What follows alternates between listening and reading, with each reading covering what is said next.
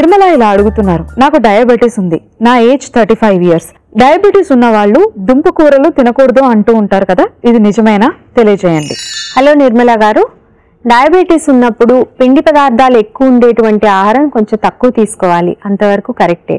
దుంపకూరల్లో పిండి పదార్థం ఎక్కువ ఉంటుంది. దుంపకూరల్లో కూడా స్పెసిఫిక్గా చామదుంపలు, ఆలుగడ్డలు, చిలగడ దుంపలు ఇట్లాంటి వాటిల్లోనూ, అలాగే దుంపకూర కానప్పటికీ అరటికాయల్లో కూడా పిండి పదార్థం అనేది కొంత ఎక్కువగా ఉంటుంది.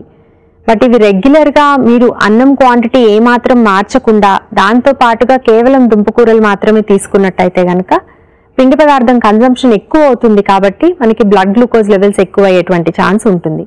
సో ఎప్పుడైనా సరే ఇలాంటి దుంపకూరలు ఇంక్లూడ్ చేసుకోవాలనుకున్నప్పుడు తరచుగా కాకుండా వారానికి 1-2 సార్లకు మించకుండా తీసుకోవచ్చు.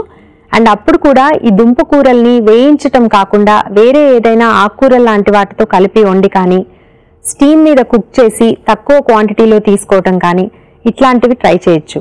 అంతేకాకుండా దుంపకూరలు తీసుకునేటప్పుడు అన్నం క్వాంటిటీ కూడా కొంత తగ్గించుకున్నట్టయితే కనుక దుంపకూరలు రెగ్యులర్గా డైట్లో ఇంక్లూడ్ చేసుకుని కూడా బ్లడ్ గ్లూకోజ్ లెవెల్స్ని మెయింటైన్ చేసుకోవచ్చు.